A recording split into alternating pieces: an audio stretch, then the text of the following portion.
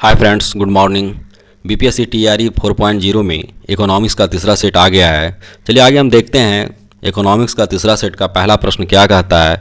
पहला प्रश्न कहता है, आरबीआई ने भारत सरकार को बैंकों के साधनों को हस्तांतरित करने के लिए उद्देश्य से निम्न में से किस उपाय का प्रयोग किया है। इसमें 4 ऑप्शन दिया गया है। पहला ऑप्शन है बैंक दर में परिवर्तन, दूसरा ऑप्शन है नगद कोष अनुपात में परिवर्तन, तीसरा है एसएलआर में परिवर्तन और चौथा है चयनात्मक साख नियंत्रण। तो इसका सही आंसर होगा एसएलआर में परिवर्तन। ऑप्शन सी इसका सही आंसर है। अगला प्रश्न है प्रश्न नंबर 2। इसमें कहा गया है प्रश्न नंबर 2 में, जब औसत आय वक्र पर मांग की लोच इकाई होती है तो सीमांत आय का मान होता है। तो सीमांत आय की जो माप होती है AMR बराबर 0 होती है। ऑप्शन डी इसका सही आंसर होगा। अगला प्रश्न है प्रश्न नंबर 3। इसमें कहा गया है आभास लगान क्या है। आभास लगान जो है यह किसी भी साधन के स्वामी को अल्पकाल में प्राप्त होने वाली आय है जो साधन की निश्चित पूर्ति के कारण प्राप्त होती है। ऑप्शन डी इसका सही आंसर होगा। चलिए आगे देखते हैं प्रश्न नंबर 4 में। प्रश्न नंबर 4 क्या कहता है। इसमें कहा गया प्रश्न नंबर 4 में कि यदि औसत आय के लिए ए लिखा जाए, सीमांत आय के लिए एम लिखा जाए और ई मांग की लोच हो तो निम्नलिखित में से कौन सा समीकरण सही होगा।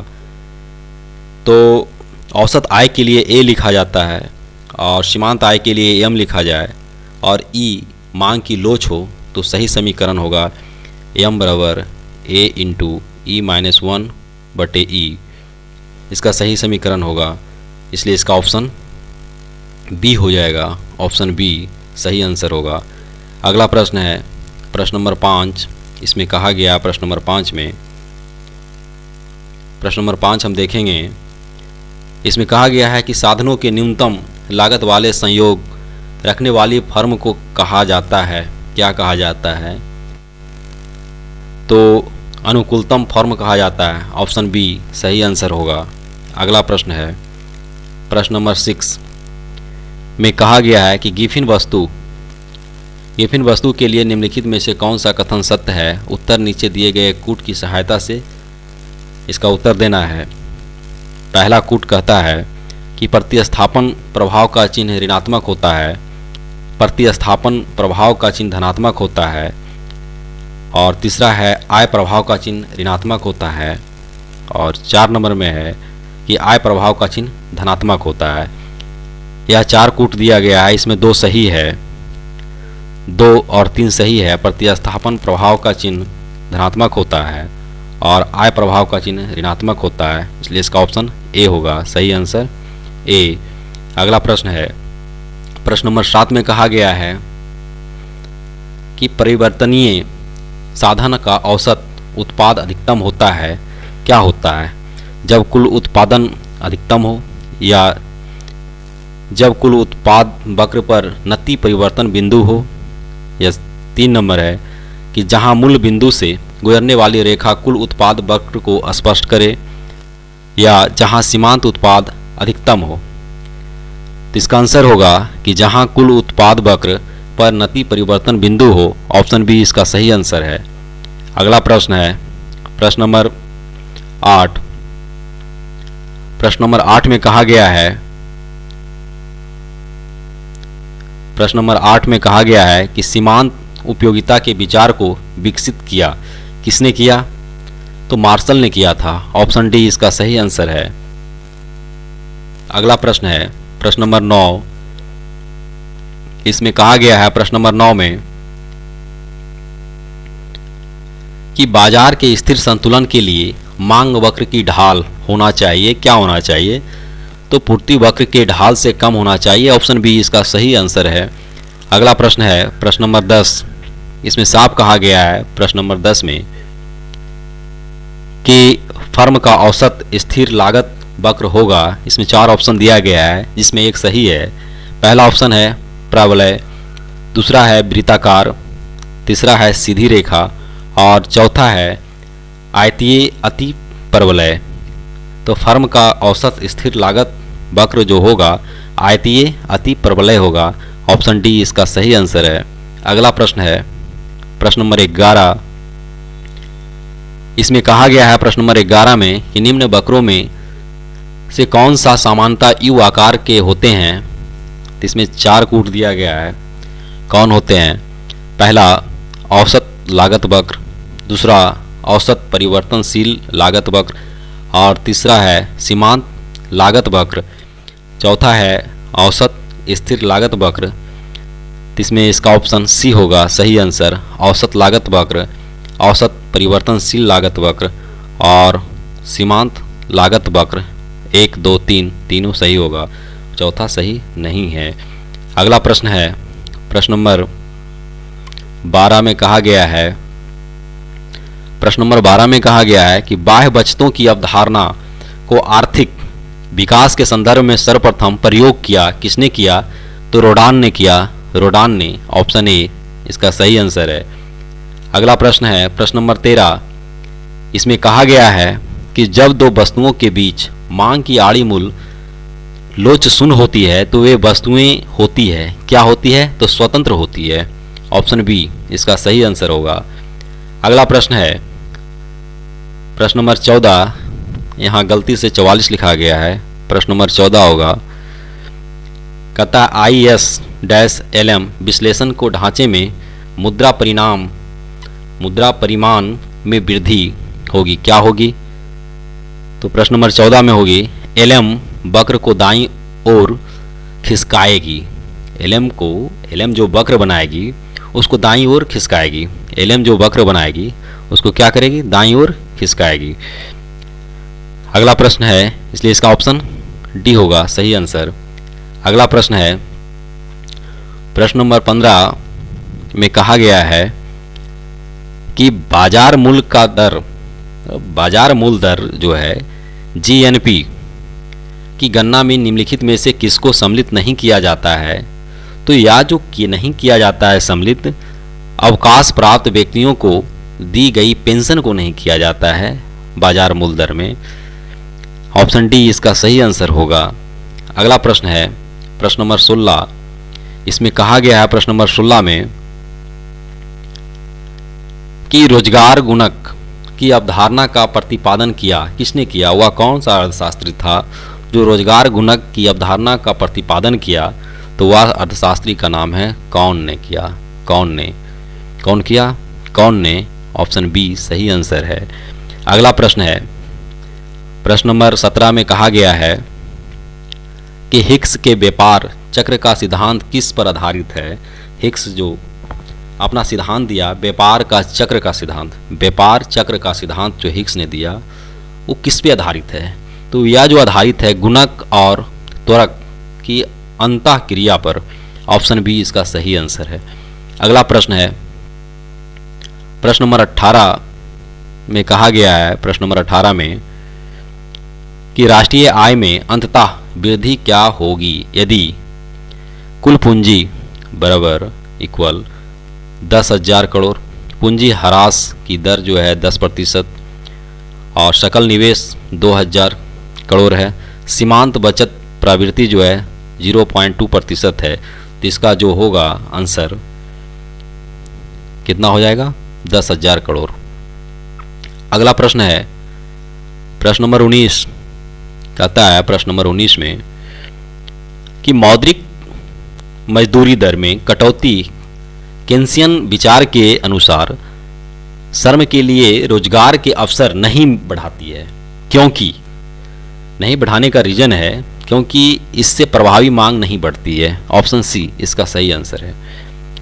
अगला प्रश्न है प्रश्न नंबर 20। इसमें साफ कहा गया है प्रश्न नंबर 20 में कि केन्स की पूंजी की सीमांत क्षमता की अवधारणा के संबंध में निम्नलिखित में से कौन सा कथन गलत है। इसमें 4 ऑप्शन दिया गया है, इसमें एक ऑप्शन गलत है। पहला है या निवेश से मिलने वाली वर्तमान आय। पहला ऑप्शन है या निवेश से मिलने वाली वर्तमान आय। दूसरा ऑप्शन है या निवेश से मिलने वाली वर्तमान आय और इसकी लागत का अंतर। तीसरा ऑप्शन दिया है या निवेश से होने वाली प्रत्याशित आय। और चौथा ऑप्शन है यह वर्तमान ब्याज दर के बराबर होती है। तो ये 4 ऑप्शन में एक ऑप्शन इसका गलत है, बाकी 3 सही है। तो यह निवेश से मिलने वाली वर्तमान आय यह गलत है, बाकी 3 सही है। चलिए आगे हम देखेंगे 21 नंबर प्रश्न। इसमें कहा गया है कि निम्नलिखित में से कौन सा कथन रैखिक केंद्रीय उपभोग फलन के लिए सत्य नहीं है। सत्य नहीं है, तो इसमें भी 4 ऑप्शन दिया गया है जिसमें 3 सही है और 1 गलत है। पहला ऑप्शन है सीमांत उपभोग प्रवृत्ति स्थिर होती है। दूसरा ऑप्शन है औसत उपभोग प्रवृत्ति स्थिर होती है। तीसरा ऑप्शन है सीमांत उपभोग प्रवृत्ति से अधिक होती है। और चौथा ऑप्शन है सीमांत उपभोग प्रवृत्ति औसत उपभोग प्रवृत्ति से कम होती है। तो इसमें जो है औसत उपभोग प्रवृत्ति स्थिर होती है, बी नंबर ऑप्शन गलत है, बाकी 3 सही है। अगला प्रश्न देखेंगे प्रश्न नंबर 22 में कहा गया है किसने प्रच्छन्न बेरोजगारी की परिभाषा ऐसे श्रम घंटे जिनकी उत्पादकता शून्य है से की है। तो किसने कहा है कि प्रच्छन्न बेरोजगारी की परिभाषा ऐसे श्रम घंटे जिनकी उत्पादकता शून्य है से की है। तो यह जो की है AK सेन ने की है, ऑप्शन ए इसका सही आंसर होगा। अगला प्रश्न है प्रश्न नंबर 23। इसमें कहा गया है कि नीचे दिए गए आरेख एकाधिकार के संतुलन की स्थिति प्रदर्शित है तब प्रति इकाई औसत लाभ होगा। तो लागत एवं आगत हो गया और ए साइड हो गया आपका उत्पादन। तो इसका ऑप्शन 23 नंबर क्वेश्चन का आंसर जो हो जाएगा आपका QE हो जाएगा, ऑप्शन ए इसका सही आंसर होगा। अगला प्रश्न है प्रश्न नंबर 24। इसमें कहा गया है एक देश की करेंसी के मूल्य में गिरावट से घरेलू कीमतें क्या होती है। तो बढ़ती है तथा घटती भी है, ऑप्शन बी इसका सही आंसर होगा। अगला प्रश्न है प्रश्न नंबर 25। इसमें कहा गया है प्रश्न नंबर 25 में कि एक वस्तु के संदर्भ में सरल बाजार संतुलन मॉडल का अवलोकन करें जिसमें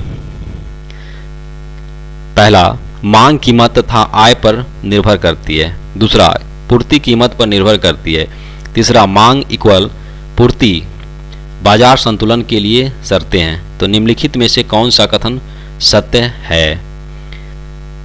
पहला कथन जो है बाजार में संतुलन निर्धारित नहीं किया जा सकता है, दूसरा है अद्वितीय बाजार संतुलन स्थापित होगा, तीसरा है बाजार संतुलन की एक से अधिक स्थितियां, और चौथा है बाजार में बिल्कुल भी आपूर्ति नहीं होगी।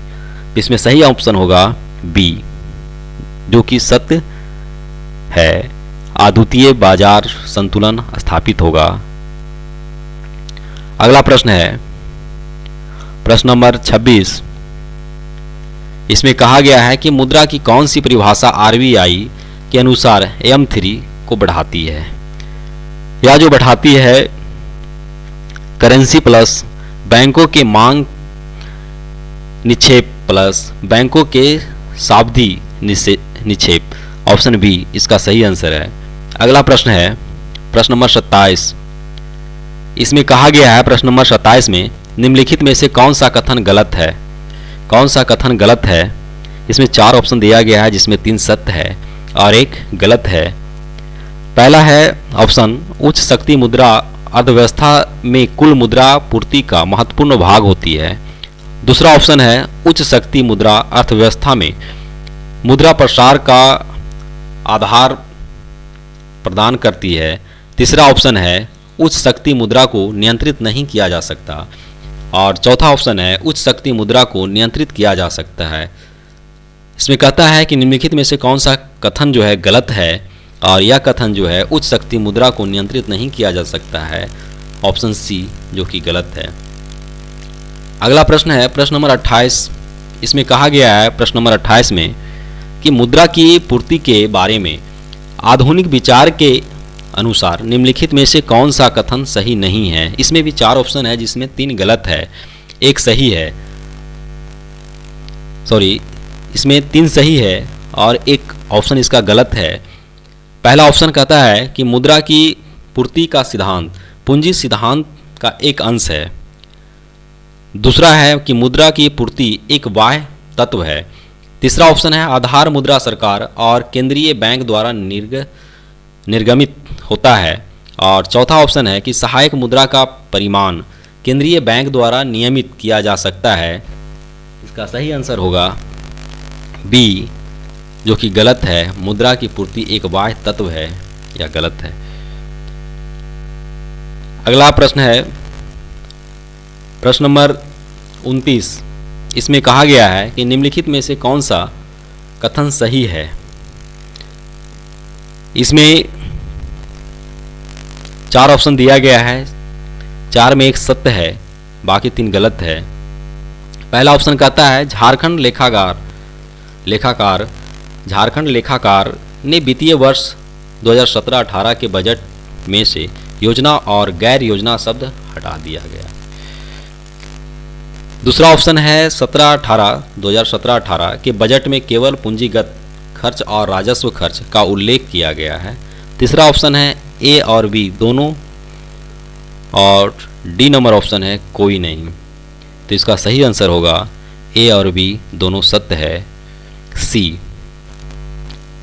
अगला प्रश्न है प्रश्न नंबर 30 में कहा गया है यदि y तथा m को स्थिर रखते हुए कैम्ब्रिज समीकरण में k का मान बढ़ाया जाए तो होगा, क्या होगा?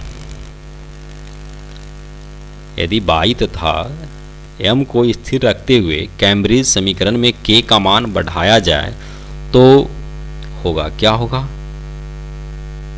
तो सापेक्ष कीमत पर स्तर गिरेगा। क्या होगा? सापेक्ष कीमत स्तर गिरेगा। ऑप्शन सी इसका सही आंसर होगा। अगला प्रश्न है प्रश्न नंबर 31। इसमें कहा गया है प्रश्न नंबर 31 में कि लघु उद्योगों को पर्याप्त मात्रा में उधार प्राप्त हो सके, इसके लिए सुझाव हेतु सरकार ने किस समिति का गठन किया? लघु उद्योग को पर्याप्त मात्रा में उधार प्राप्त हो सके, छोटा छोटा जो उद्योग बनता है उसको पर्याप्त मात्रा में उधार मिल सके या प्राप्त हो सके, इसके लिए सरकार ने जो सुझाव दिया है, जो समिति का गठन किया है कि जिसके माध्यम से सुझाव हो, उस समिति का नाम है नायक समिति। क्या है? नायक समिति, ऑप्शन ए। अगला प्रश्न है प्रश्न नंबर 32 में कहा गया है कि भारत में शुद्ध घरेलू उत्पाद में हो रहे संरचनात्मक परिवर्तन संकेत करते हैं, क्या करते हैं? या जो संकेत करते हैं भारतीय अर्थव्यवस्था में समृद्धि हो रही है। ऑप्शन बी इसका सही आंसर है। अगला प्रश्न है प्रश्न नंबर 33। प्रश्न नंबर 33 में कहा गया है कि मानव विकास सूचकांक में शामिल है, क्या शामिल है? तो प्रति व्यक्ति आय है। ऑप्शन सी इसका सही आंसर है। अगला प्रश्न है प्रश्न नंबर 34। इसमें कहा गया है कि भारत में राज्य सरकारों की आय का सबसे महत्वपूर्ण स्रोत है, तो इसका जो महत्वपूर्ण स्रोत है बिक्री कर है। ऑप्शन डी इसका सही आंसर होगा। अगला प्रश्न है प्रश्न नंबर 35 में कहा गया है कि निम्नलिखित में से कौन सा कर केंद्र सरकार द्वारा लगाया जाता है? इसमें 4 कर है। पहला कर है भूमि कर, दूसरा है भूमि व भवन कर, तीसरा है विलासिता कर और चौथा है समाचार पत्रों के विज्ञापन पर कर। या केंद्र सरकार द्वारा लगाया जाता कर है, वह कौन सा कर केंद्र सरकार के द्वारा लगाया जाता है? तो यह कर है समाचार पत्रों के विज्ञापन पर कर केंद्र सरकार के द्वारा लगाया जाता है इस पर। ऑप्शन डी इसका सही आंसर होगा। अगला प्रश्न है प्रश्न नंबर 36। इसमें कहा गया है कि उद्योगों का वार्षिक सर्वेक्षण निम्नलिखित में से कौन सा संगठन जारी करता है? उद्योगों का वार्षिक सर्वेक्षण जो होता है वह कौन सा संगठन जारी करता है? तो वह जो संगठन जारी करता है भारतीय राष्ट्रीय प्रतिदर्श सर्वेक्षण संगठन जारी करता है? ऑप्शन सी इसका सही आंसर होगा। अगला प्रश्न है प्रश्न नंबर 37। इसमें कहा गया है ऐतिहासिक मास्ट्रेसट संधि का संबंध निम्नलिखित में से किस ऐतिहासिक घटना से है? ऐतिहासिक मास्ट्रेसट संधि जो हुआ का संबंध किस घटना से है? तो यह जो घटना घटी थी यूरोप के राजनीतिक, मौद्रिक और आर्थिक एकीकरण और यूरोपीय संघ की स्थापना से संबंधित है। ऑप्शन बी इसका सही आंसर है। अगला प्रश्न है प्रश्न नंबर 38। इसमें कहा गया है प्रश्न नंबर 38 में कहा गया है कि मुद्रा संकुचन का कारण होता है। क्या होता है? जब मुद्रा संकुचन होता है तो इसका कारण कुछ न कुछ तो होगा। तो इसका जो कारण है कि माल एवं सेवाओं की पूर्ति की तुलना में मुद्रा की पूर्ति में कमी। ऑप्शन सी इसका सही आंसर है। अगला प्रश्न है प्रश्न नंबर 39। इसमें साफ कहा गया है प्रश्न नंबर 39 में कि आर्थिक विकास की जो माप होती है के लिए निम्नलिखित में से कौन सी बेहतर माप है? आर्थिक विकास की माप के लिए निम्नलिखित में से कौन सी बेहतर माप है? ऑप्शन ए रोजगार है या निर्यात का आकार है। ऑप्शन सी में है ग्रामीण उपभोग, राष्ट्रीय आय। कौन सी माप इसमें बेहतर है? तो इसमें जो है राष्ट्रीय आय जो माप है या बेहतर है राष्ट्रीय आय। आर्थिक विकास की जो माप होती है राष्ट्रीय आय के माध्यम से होती है, वह सबसे बेहतर माप है। अगला प्रश्न है प्रश्न नंबर 40 में कहा गया है कि भारत में केंद्रीय बैंक के सभी कार्यों को कौन सा बैंक संपादित करता है? भारत में जो केंद्रीय बैंक है वह सभी कार्यों को कौन सा बैंक संपादित करता है?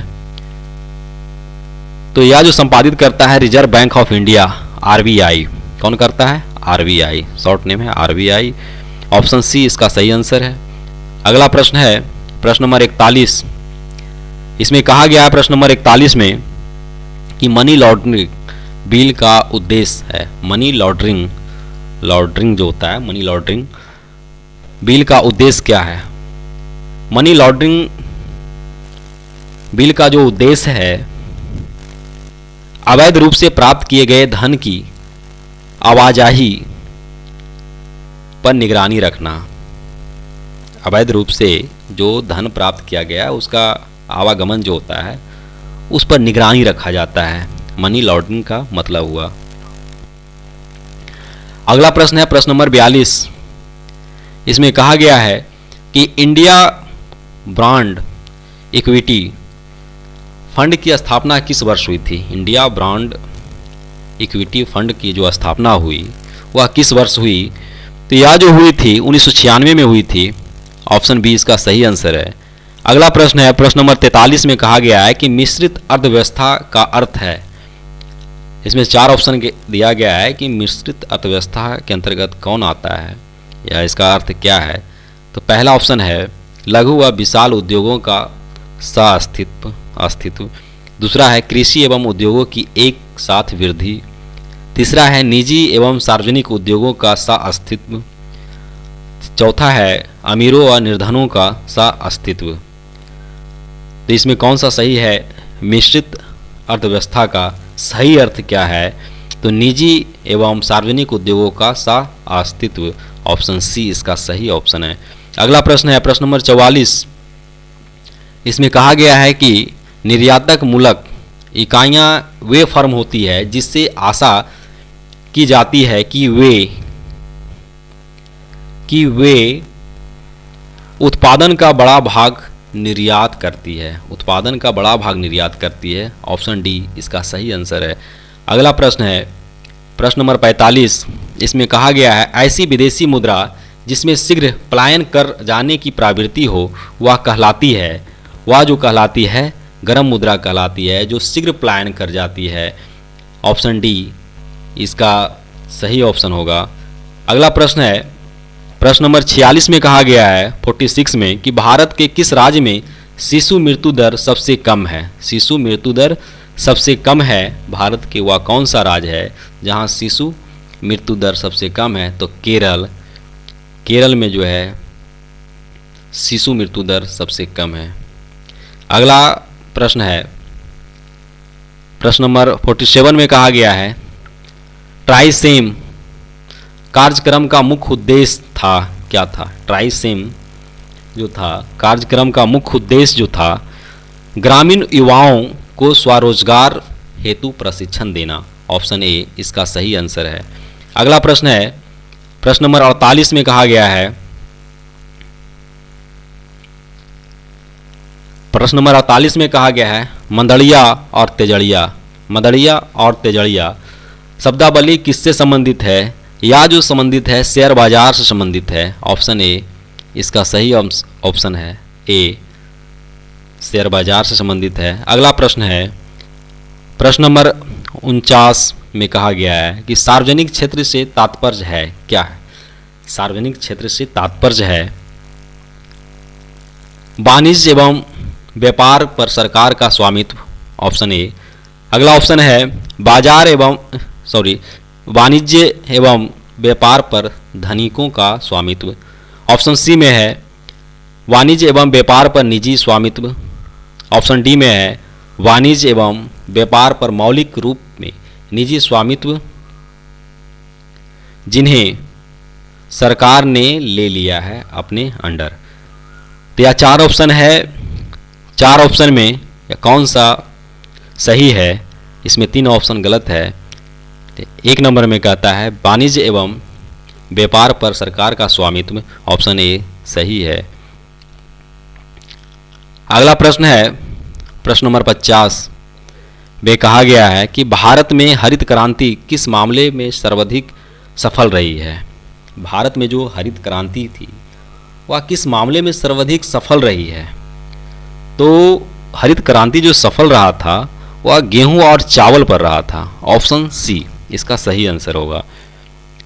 अगला प्रश्न है प्रश्न नंबर 51 में कहता है कि जयप्रकाश नारायण रोजगार योजना जो चलाया गया है, जयप्रकाश नारायण रोजगार योजना में लघु उद्यमी क्रेडिट कार्ड योजना का प्रारंभ केंद्रीय बजट किस वर्ष में हुआ था? केंद्रीय बजट किस वर्ष में हुआ? तो यह जो हुआ था 2001 से 2002 में हुआ था। किस वर्ष लागू हुआ था?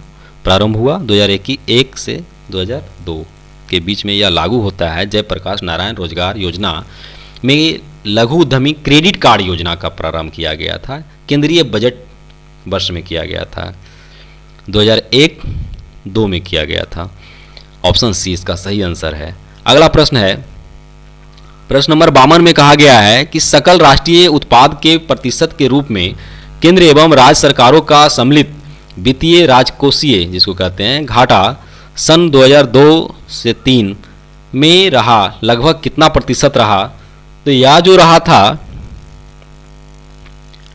6.4% रहता है।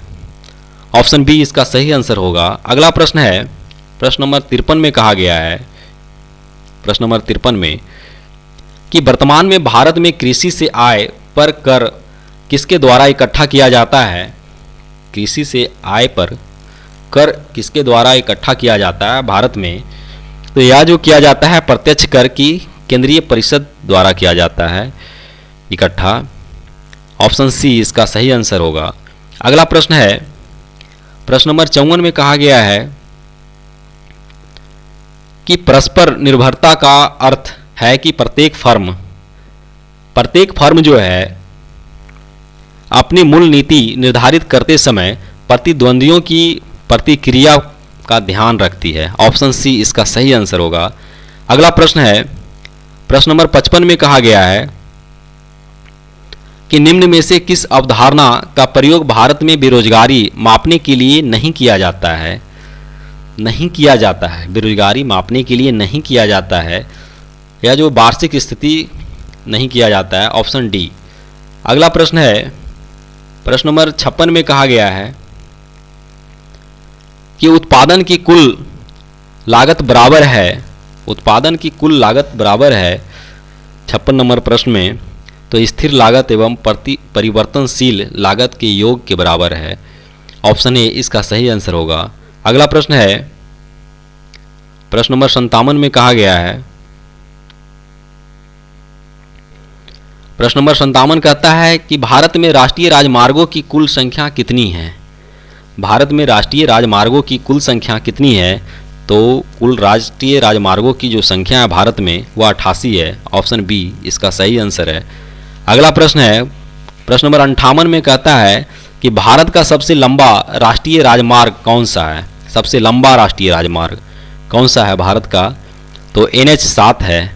NH7 सबसे लंबा राष्ट्रीय राजमार्ग है, इसलिए ऑप्शन इसका डी होगा, सही आंसर डी। अगला प्रश्न है प्रश्न नंबर 59 में कहा गया है कि भारत में राज्यों में सड़क मार्ग की लंबाई में प्रथम स्थान कौन सा राज्य का है? कौन सा राज्य का है 59 नंबर प्रश्न में? तो उत्तर प्रदेश का है, ऑप्शन सी। अगला प्रश्न है प्रश्न नंबर 60 में कहा गया है कि भारत में बड़े बंदरगाहों की संख्या कितनी है। बड़े बंदरगाहों की, छोटे छोटे बहुत सारे बंदरगाह हैं लेकिन बड़े बंदरगाहों की बात कही गई है, तो बड़े बंदरगाहों की संख्या जो है 13 है, ऑप्शन सी। अगला प्रश्न है प्रश्न नंबर 61, इसमें कहा गया है कि 2011 की जनगणना के अनुसार भारत में शहरी जनसंख्या कितनी थी। 2011 की जो जनगणना हुई थी उसमें भारत में शहरी जनसंख्या जो है, भारत में शहरी जनसंख्या कितनी थी? तो शहरी जनसंख्या जो थी 27.7 करोड़ थी। ऑप्शन सी इसका सही आंसर होगा, ऑप्शन सी। अगला प्रश्न, सॉरी ऑप्शन सी नहीं, ऑप्शन डी इसका सही उत्तर होगा।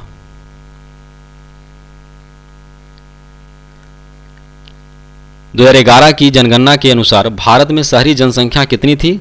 तो ऑप्शन इसका डी सही है, 37.7 करोड़ इसका सही होगा आंसर।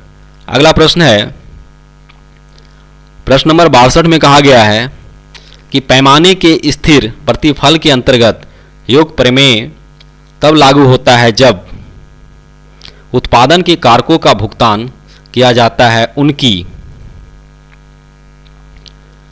सीमांत उत्पादकता के अनुसार किया जाता है। ऑप्शन ए इसका सही आंसर होगा। अगला प्रश्न है प्रश्न नंबर 63 में कहा गया है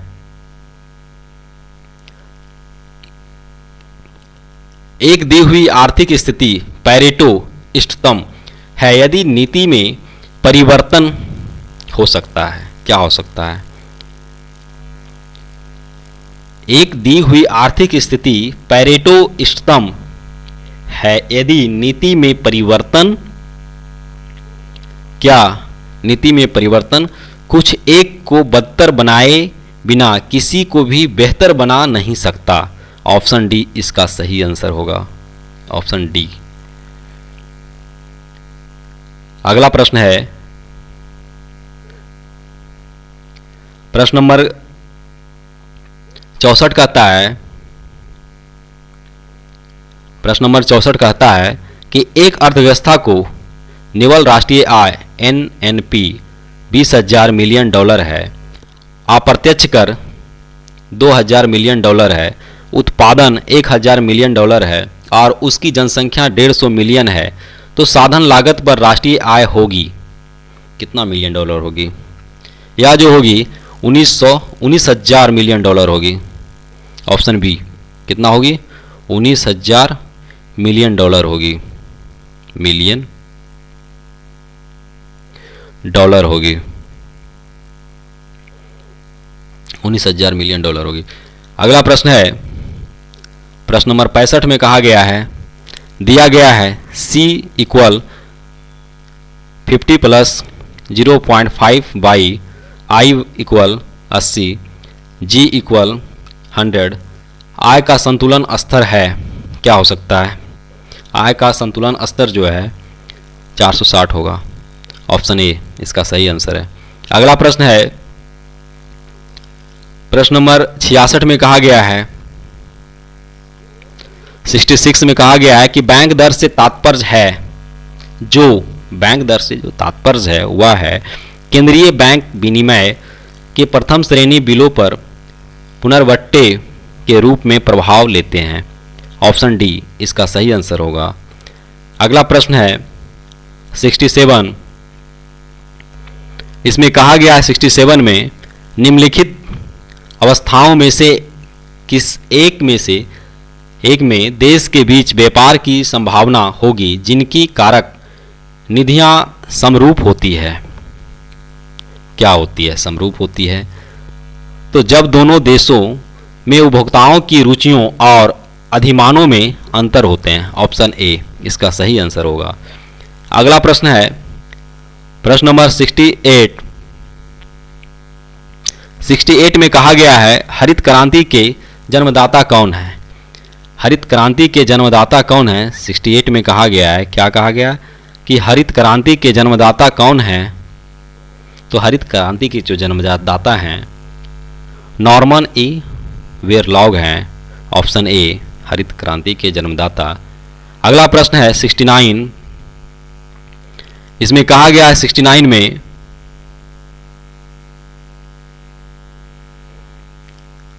कि पार्वती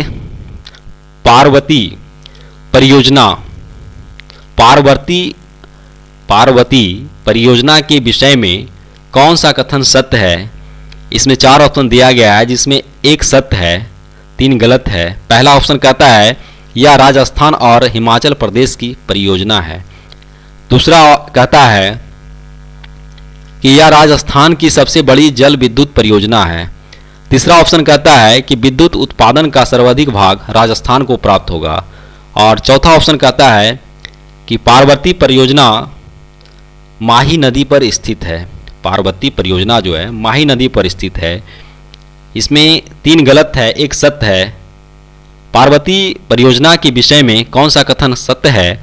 तो ऑप्शन बी सत्य है, यह राजस्थान की सबसे बड़ी जल विद्युत परियोजना है, यही सत्य है, बाकी 3 गलत है। अगला प्रश्न है प्रश्न नंबर 70 में कहा गया है कि 11वीं योजना में भारत में कृषि उत्पादन की वार्षिक दर कितनी रही?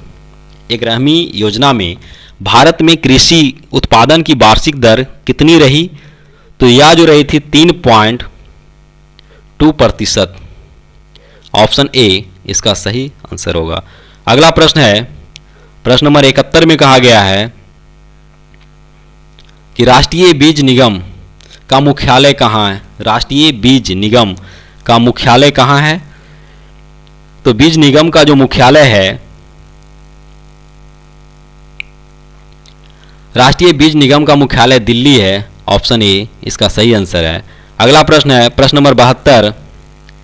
इसमें कहा गया है 72 में प्रश्न नंबर 72 में कहा गया है कि विकास असंभव है बिना किसके बिना विकास असंभव है? तो विकास असंभव है लाभ रूपी प्रोत्साहन के। ऑप्शन बी इसका सही आंसर होगा। अगला प्रश्न है प्रश्न नंबर 73। इसमें कहा गया है कि संतुलित विकास सिद्धांत के अनुसार कम विकास का मुख्य कारण है। संतुलित विकास सिद्धांत के अनुसार जो है कम विकास का मुख्य कारण है, जो कम विकास होती है उसका क्या कारण है? तो इसका जो कारण है बाजार का लघु आकार। बाजार पर निर्भर करता है कि इसका आकार किस तरह है। अगर उसका आकार छोटा है तो कम विकास का मुख्य कारण हो सकता है। ऑप्शन ए इसका सही आंसर होगा। अगला प्रश्न है प्रश्न नंबर 74 में कहा गया है 74 में कि भारत में गरीबी उन्मूलन के लिए मुख्य प्रोग्राम है क्या? भारत में गरीबी उन्मूलन के लिए मुख्य प्रोग्राम जो है बनाया गया है केंद्र सरकार के द्वारा, वह प्रोग्राम का नाम है IRDP। क्या है? IRDP programme. ऑप्शन ए इसका सही आंसर है। अगला प्रश्न है प्रश्न नंबर 75 में कहा गया है 75 में कहा गया है कि वर्धित निर्धनता रेखा का विचार किसने दिया?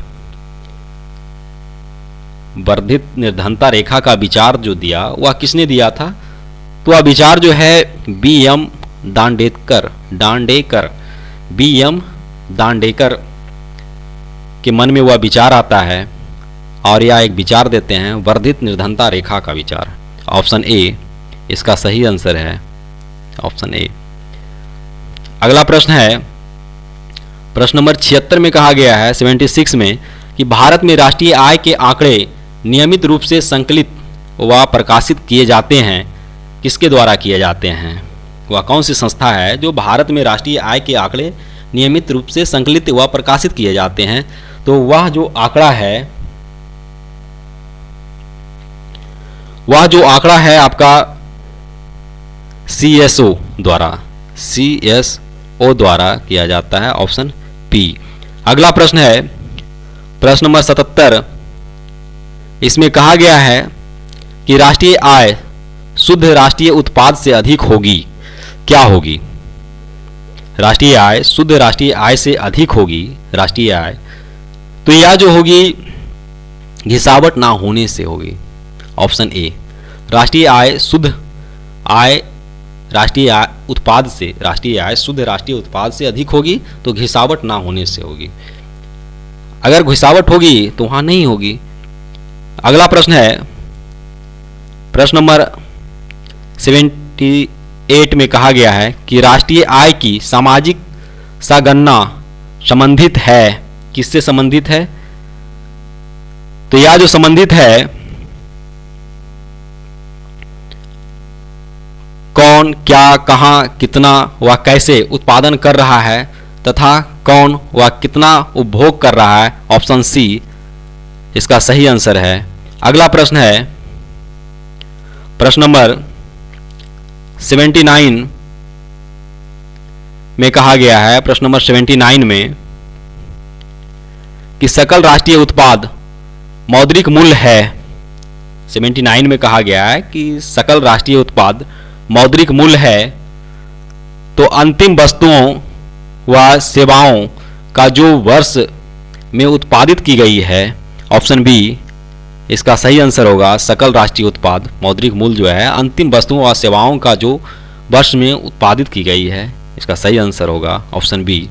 अगला प्रश्न है प्रश्न नंबर 80 में कहा गया है प्रश्न नंबर 80 में कि नीचे दिए गए आरेख में कीमत परिवर्तन के कारण प्रतिस्थापन प्रभाव दर्शाया गया है। एक्स वस्तु की कीमत कम होने के कारण आय में क्षतिपूरक परिवर्तन की मात्रा होगी, तो यह जो होगी 80 नंबर प्रश्न में इसका सही आंसर होगा डी। इसका सही आंसर क्या हो जाएगा? D, T dash dash, option D. इसी के साथ 80 नंबर प्रश्न के साथ यह चैप्टर समाप्त होता है, यह सेट समाप्त होता है। जय हिंद, जय भारत।